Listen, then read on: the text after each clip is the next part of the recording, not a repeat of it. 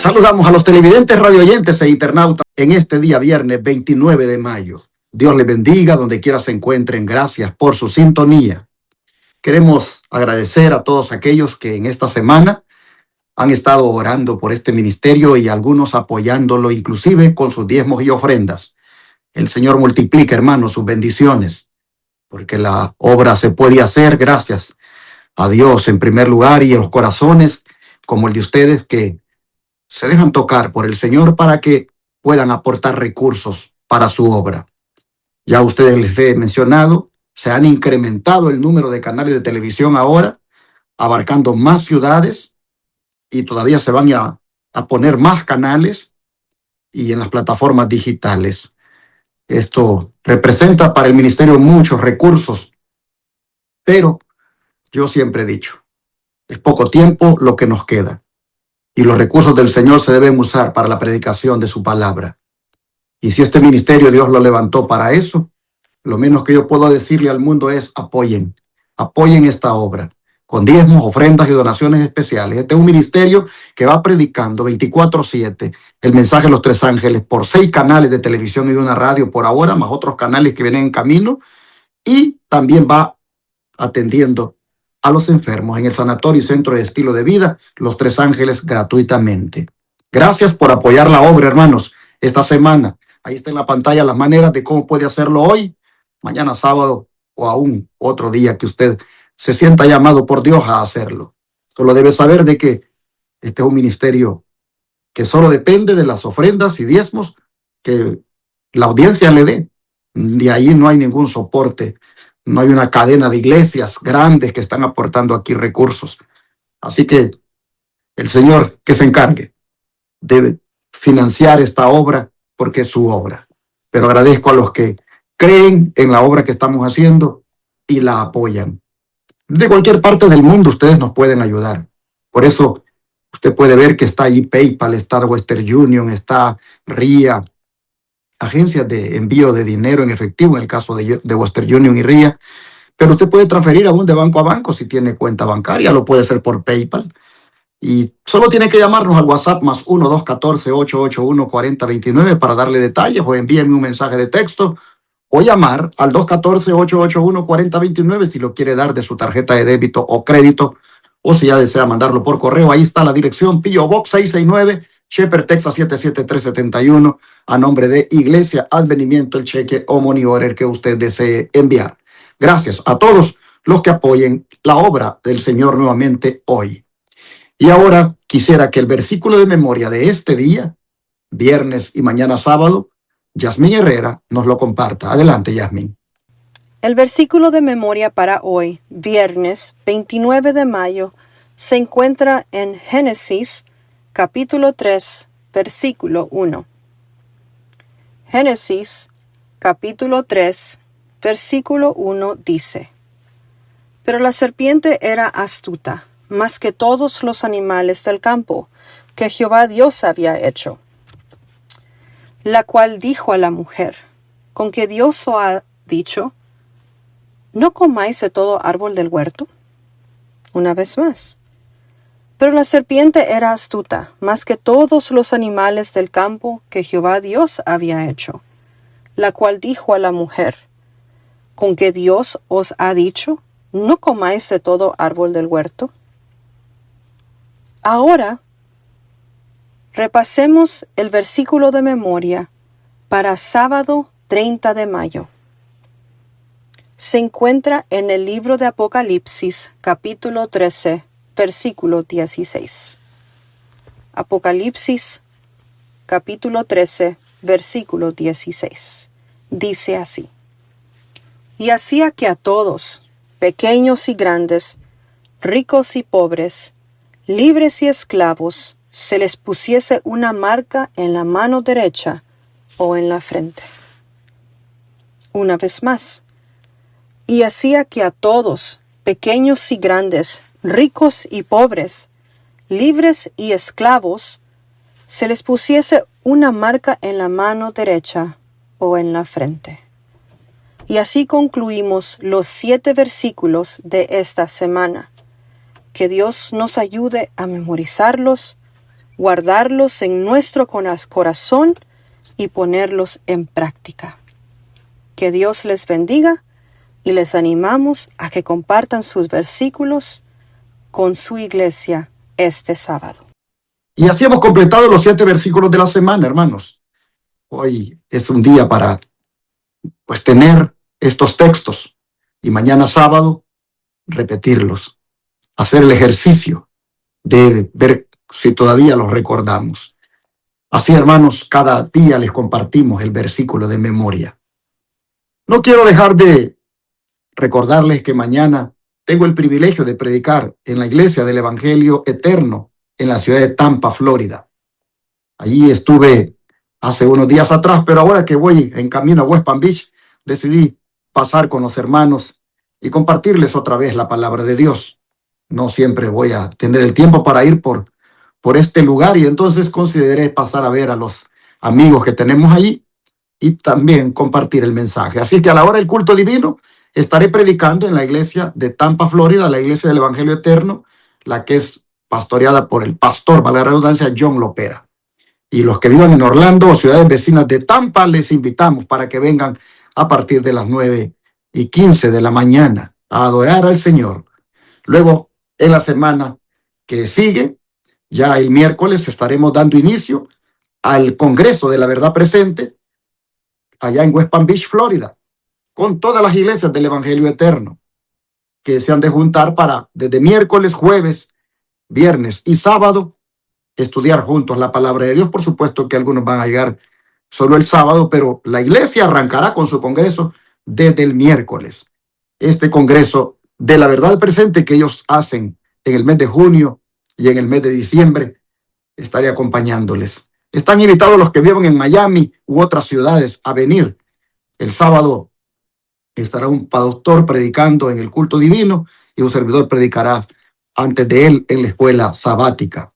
Vengan todos y juntémonos. Todos los que les gusta la verdad presente y los que puedan, por supuesto, venir, vengan y adoremos juntos al Señor. Y ahora que llegó el día para hacer el resumen de repaso personal, quiero que antes que les salude, Gabriel ponga las iglesias advenimiento para que ustedes las puedan visitar el día de mañana. Ahí están las iglesias.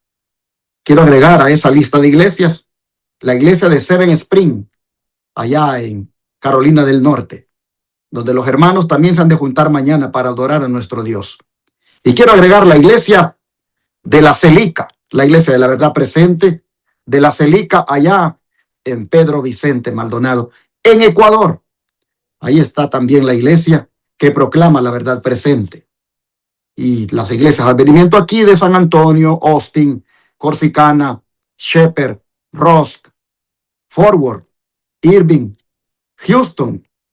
Estas iglesias estarán mañana también abriendo las puertas para recibir a los adoradores que quieran exaltar el nombre de Dios. Vengan con nosotros mañana a cualquiera de estas iglesias y gócense con los que se gozan. Ahora sí, Gabriel Sánchez, bienvenido al resumen de repaso personal. Gracias, pastor. Que Dios les bendiga, hermanos. Un día viernes, día de preparación. Así que, hermanos, es tiempo de hacer todos los preparativos que tenemos que realizar para que así a la hora que tengamos que conectarnos, ya sea en el canal de YouTube para recibir el sábado, ya todo esté listo y estemos listos para recibir el día sábado. Así que, hermanos, feliz día de preparación, pero a la misma vez deseándoles un feliz sábado. Así que, hermanos, ¿qué les parece entonces si para iniciar con el repaso de esta lección que tuvimos durante toda esta semana, tenemos una oración para dar inicio? Oremos. Amante Padre que estás en los cielos, gracias, Señor, porque tu amor y tu misericordia siempre está para con cada uno de nosotros. Y es más, Señor, tus misericordias se renuevan cada mañana. Así que gracias, Señor, porque nos permite llegar hasta este día viernes ya. La semana ya está a punto de terminar y llegar a un día sábado para estar delante de tu presencia, Señor, en tu santo templo para alabar y glorificar tu nombre. Así que, Padre, ahora que vamos a llevar a cabo el desarrollo del repaso de la lección, de estas preguntas que son de repaso personal, que nos ayude, Señor, tanto al pastor como a mi persona, para llevar a cabo el desarrollo de este repaso. Que nos des las palabras para expresarnos, que sean palabras, Señor, no nuestras, sino que sean palabras tuyas que vengan de lo alto, para que así nosotros podamos transmitir el mensaje que tienes para nosotros hoy. En tus manos nos encomendamos, Señor, y lo pedimos todo en el nombre de Cristo Jesús. Amén. Amén. Gabriel, estas preguntas de repaso personal que están basadas en la lección que hemos estudiado, el dragón, la mujer y el remanente, sin duda lo que harán es afirmarnos más en lo que hemos aprendido. Así que, ¿qué te parece si comienzas contestando la pregunta 1, la que dice, ¿por qué la iglesia en la Biblia es simbolizada por una mujer? Sí, vamos a contestar esta pregunta. Y vemos que ahí en la Biblia, y ya lo hemos visto en la semana, que una mujer representa a la iglesia, porque la relación entre Cristo y su pueblo es comparada con la relación entre un esposo y su esposa. O sea, es comparada con la relación entre un esposo y su esposa. Por ejemplo, 2 de Corintios, capítulo 11, versículo 2, Pablo nos dice ahí, porque os he desposado con un solo esposo, para presentaros como una virgen pura a Cristo. Entonces, aquí la iglesia fiel es comparada con una virgen pura. También en el libro de Efesios 5, 25 al 27, el amor de Cristo por la iglesia es comparada con el amor de un esposo por su esposa. Por eso, en el libro de Apocalipsis aparecen dos tipos de mujeres. Una mujer pura que representa la iglesia fiel de Dios y una mujer corrupta o ramera que representa un sistema religioso infiel o apartado de Dios. Así que la idea central es esta. La mujer simboliza una relación espiritual. Una mujer fiel representa fidelidad a Dios. Y una mujer infiel representa apostasía o corrupción espiritual. Entonces, hermanos, por eso Dios usa este símbolo para mostrar la condición espiritual de su pueblo. Entonces, por eso la pregunta que se nos hacía, ¿por qué la iglesia en la Biblia es simbolizada por una mujer? Ahorita lo acabamos de responder, pero el espíritu de profecía dice en el libro El conflicto de los siglos, página 378, en el capítulo 17 del Apocalipsis, Babilonia está simbolizada por una mujer, figura que se emplea en la Biblia para representar una iglesia, siendo una mujer virtuosa, símbolo de una iglesia pura, y una mujer vil de una iglesia apóstata. Así que, por esa manera, vemos que Jesús utiliza en la Biblia a una mujer simbolizada como pues la iglesia. Pero pastor, por favor, explíquenos el riesgo que asumió el Hijo de Dios al venir a la tierra como humano. Esta pregunta, hermanos, debe ser analizada con mucho cuidado. Porque cuando Cristo vino aquí, no vino solamente a visitar a la humanidad. Él vino a asumir un riesgo real, profundo y eterno. El plan de salvación no fue así como un teatro celestial. El cielo entero quedó envuelto en el conflicto. Pablo declara en Filipenses 2, 6 al 8, que Cristo, siendo en forma de Dios, se despojó a sí mismo, tomando forma de siervo, hecho semejante a los hombres. Eso significa, hermanos, que el Hijo Eterno entró verdaderamente en la condición humana. No dejó de ser divino, por supuesto, pero sí aceptó las limitaciones de la humanidad caída. Hambre, cansancio, dolor, tristeza, tentación, sufrimiento, y la posibilidad de morir. El gran riesgo no era que Cristo pecara porque fuera débil moralmente. El riesgo consistía en que Cristo entró en el campo de batalla real del pecado. Hebreos 4:15 dice que fue tentado en todo según nuestra semejanza, pero sin pecado. La tentación, hermanos, no fue una simulación, fue real.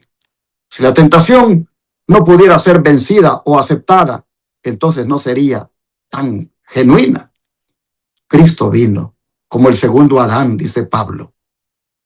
Dice Romanos 5:19, que por la obediencia de uno, los muchos serán constituidos justos. Y que donde Adán cayó, Cristo debía vencer. Hermanos, el cielo quedó en suspenso. Elena White describe esto de una manera impactante. Ella explica que el universo observaba el conflicto con intensidad porque el resultado afectaba todo el plan de salvación.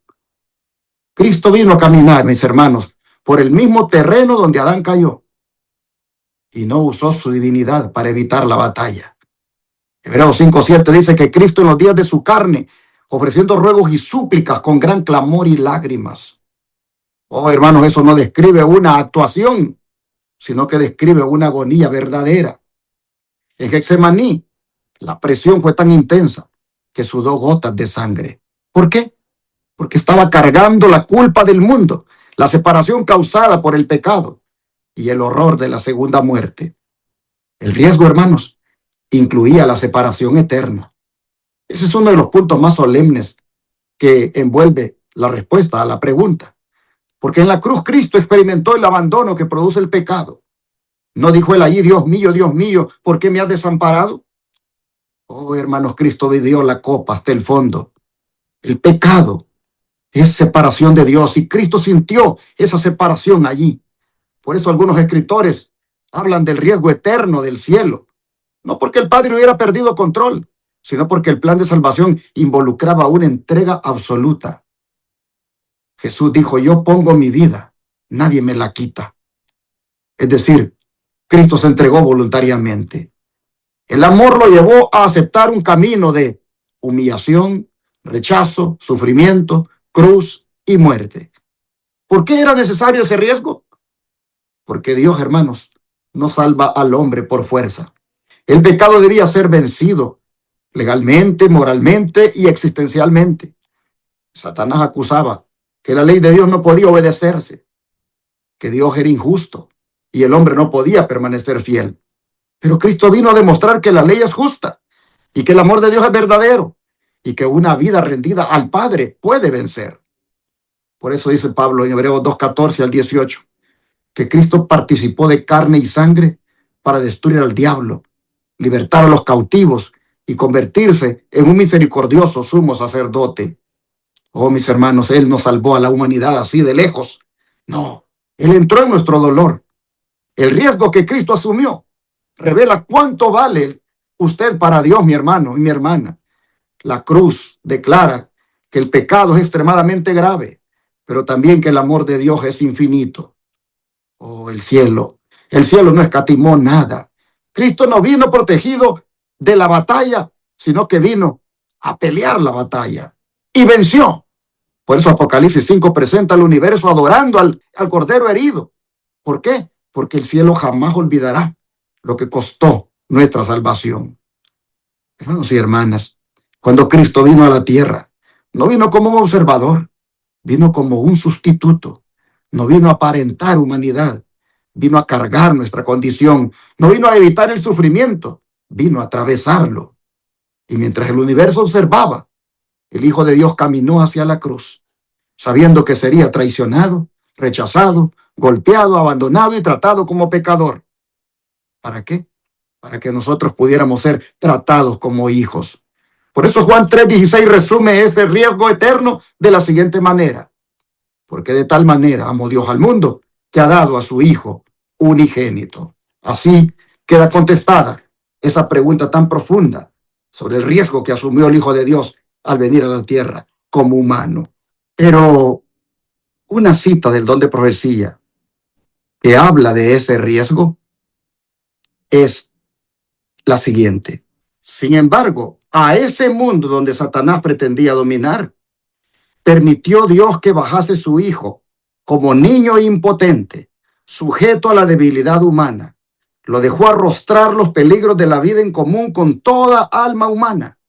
Pelear la batalla como la debe pelear cada hijo de la familia humana, aún a riesgo de sufrir la derrota y la pérdida eterna. Aquí, el don de profecía habla de cuál era el riesgo. Oh, hermanos, es que al vivir como humano, él se expuso a ser derrotado y a perderse eternamente. Pero fue tan leal, vivió tan fiel a su Padre, que no fue derrotado nunca, ni tampoco experimentó la pérdida eterna. Al contrario, con su fidelidad, con su lealtad, hizo posible la vida eterna para todos.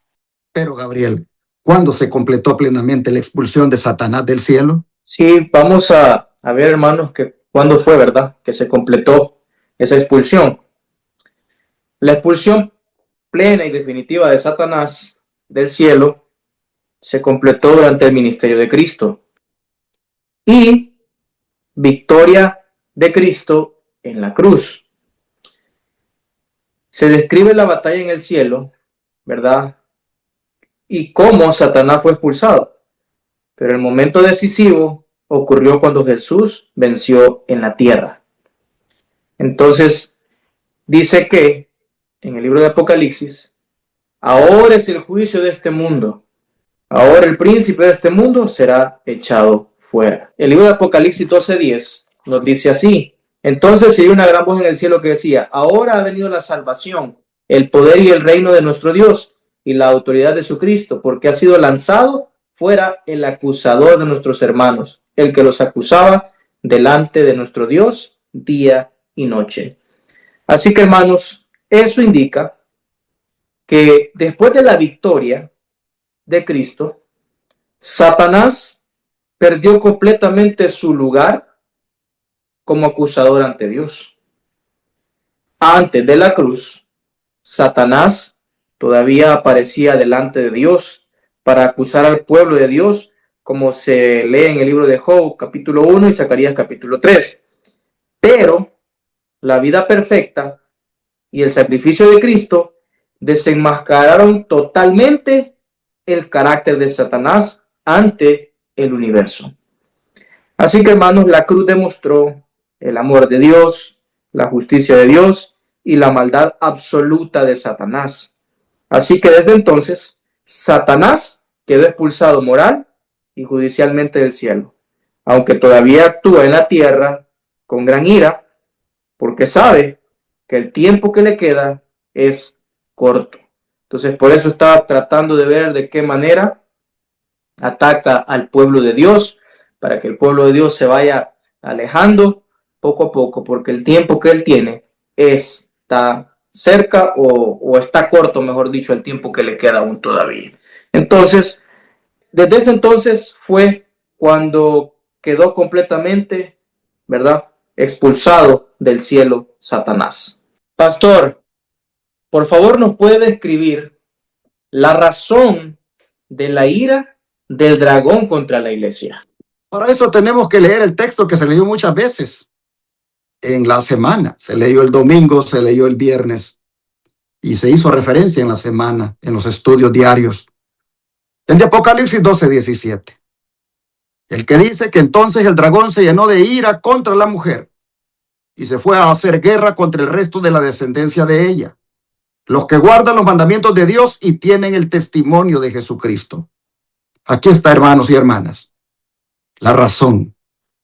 El dragón está irado, está furioso, está lleno de odio.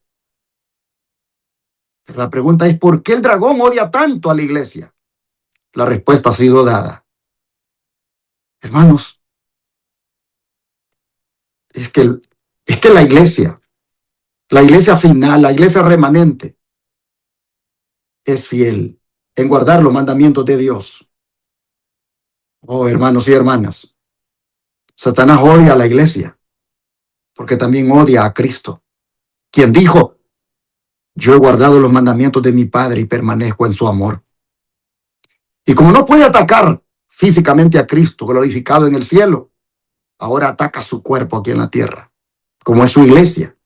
La iglesia se convierte en el blanco visible del odio del dragón.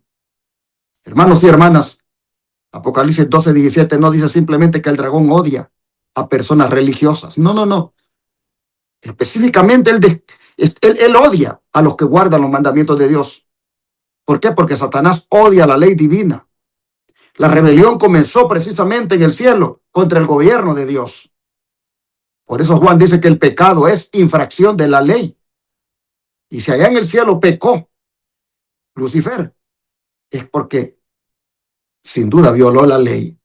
El conflicto final, hermanos, gira alrededor de autoridad, adoración, obediencia y lealtad. Apocalipsis 13 habla de una falsa adoración que se va a imponer, mientras que Apocalipsis 14 llama a guardar los mandamientos y la fe de Jesús. El dragón se llena de ira porque todavía existe un pueblo que rehúsa someterse a la rebelión del mundo. Hermanos, ese pueblo, por la gracia de Dios, existe en el mundo y guarda el santo día sábado como el verdadero día de reposo y es guiado por el don profético. Tiene el testimonio de Jesucristo, dice el versículo.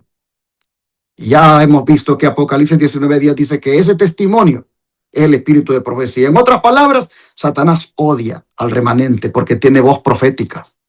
Una voz profética que le expone el pecado, una voz profética que le desenmascara el engaño, una voz profética que anuncia la derrota final del dragón.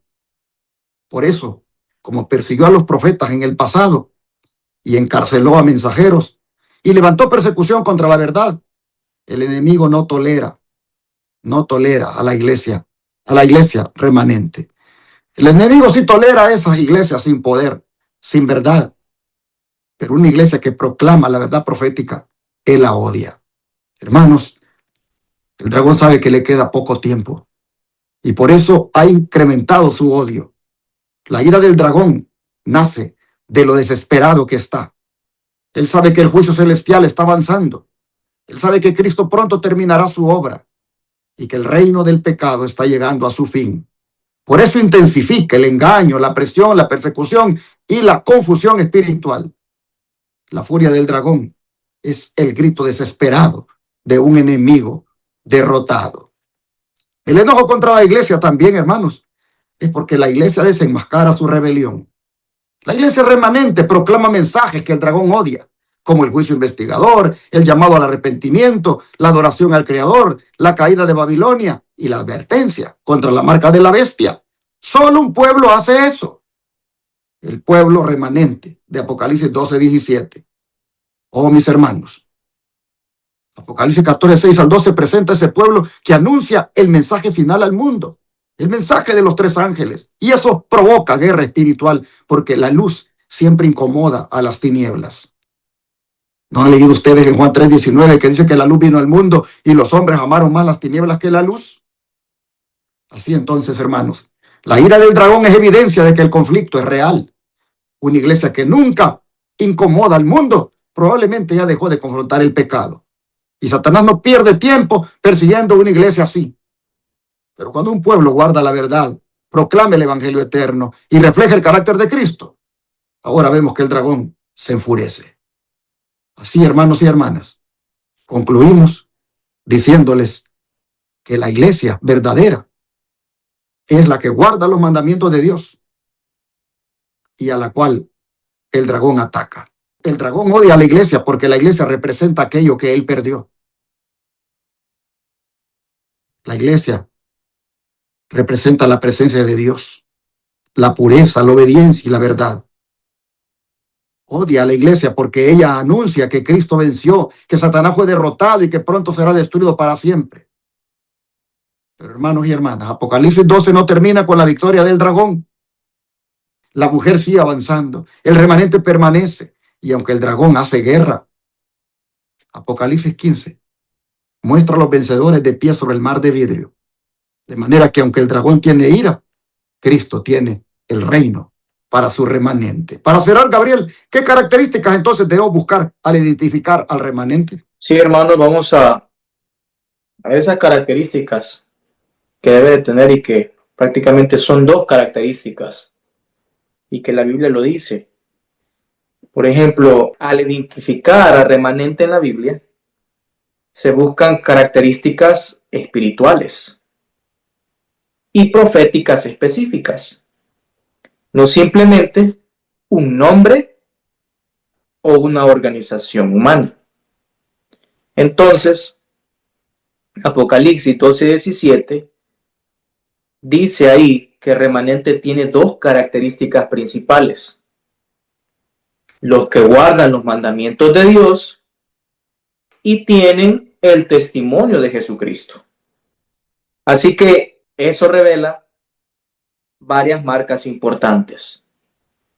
Número 1, guardan los mandamientos de Dios, porque el remanente busca obedecer a Dios por amor y fidelidad, incluyendo toda su ley, no parcialmente. Entonces, también dice que tienen el testimonio de Jesucristo. El testimonio de Jesús es el espíritu de profecía. Y Apocalipsis 19:10 lo dice, que dice así, lo siguiente: yo me postré a sus pies para adorarle, y él me dijo, mira, no lo hagas. Yo soy consiervo tuyo y de tus hermanos que retienen el testimonio de Jesús. Adora a Dios, porque el testimonio de Jesús es el espíritu de la profecía. Así que, hermanos, esto apunta a una dirección profética especial dada por Dios. También estos permanecen fieles en medio de la apostasía. Remanente, esa palabra remanente, significa un grupo que permanece fiel aunque la mayoría se aparte. También predican el evangelio eterno al mundo, relacionados con, obviamente, con los mensajes de Apocalipsis 14, versículos 6 al 12, donde ahí dice, llaman a adorar al Creador, llaman a salir de Babilonia y advierten contra el engaño final. También tienen la fe de Jesús, no solo doctrina correcta, sino una experiencia viva de dependencia y transformación espiritual. Pero también son perseguidos. En Apocalipsis 12:17 dice que el dragón hace guerra contra el remanente, mostrando que este pueblo sería atacado espiritualmente por mantenerse fiel. También reflejan el carácter de Cristo. El objetivo final no es solo conocimiento, no es solo conocimiento profético, sino que Cristo sea reflejado en la vida de su pueblo. El remanente, entonces, no se identifica únicamente por decir, somos el remanente, sino porque sus enseñanzas y su vida armonizan con las características proféticas que la Biblia describe. Entonces, hermanos, esas son las características que hemos de buscar al identificar el remanente. Y el Espíritu de Profecía dice acá, la iglesia remanente reconocerá a Dios en su ley y poseerá el don profético.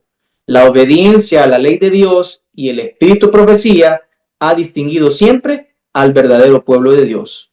Y la prueba suele darse en las manifestaciones presentes. Y así, hermanos y pastor, hemos contestado la última pregunta de las preguntas, valga la redundancia, de este repaso personal que tuvimos, pues, el estudio en esta semana. Oremos, hermanos, para darle gracias a Dios por todo lo aprendido en esta lección tan poderosa, titulada El dragón, la mujer y el remanente. Finalmente hagamos una decisión, y es la de ser de ese remanente. ¿Qué les parece? Oremos. Gracias, Señor, le damos porque usted nos ha dado una gran verdad ahora, y es identificar al pueblo final, al pueblo que usted reconoce como suyo. Lo ha identificado como guardador de los mandamientos y guiado por el espíritu de profecía. Oh Dios, ese es el pueblo que debemos ser siempre. Te agradecemos porque nos identificamos con dicho pueblo, independientemente de si pertenecemos a una organización religiosa o no. Pero hay algunos que no lo han hecho. No han decidido identificarse con este pueblo remanente. Oramos por ellos, para que lo hagan antes que sea demasiado tarde, para que se pongan del lado de este pueblo, del lado de la verdad. Señor, le rogamos que aunque Satanás se enfurezca contra nosotros, que elijamos ser fieles a usted siempre, que nos mantengamos siempre en la plataforma de la verdad. Rogamos que no le fallemos, que siempre por amor a usted guardemos sus santos mandamientos. Lo pedimos en el nombre de Jesús. Amén.